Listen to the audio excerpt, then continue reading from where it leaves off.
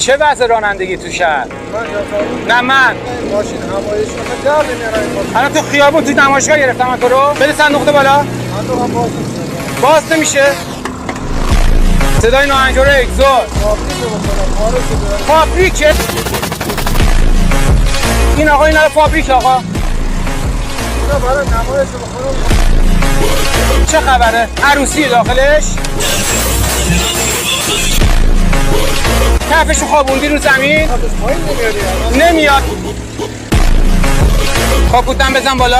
این مگه کامیونه؟ یه بوق بزن لطفا. من به احترام گذاشتم وایسادم. احترام گذاشتی وایسادی؟ واقعا واسه شب داشتم برام. حرفم کردی خب دیگه قبول داری؟ مردم حرف زیاد میزنن.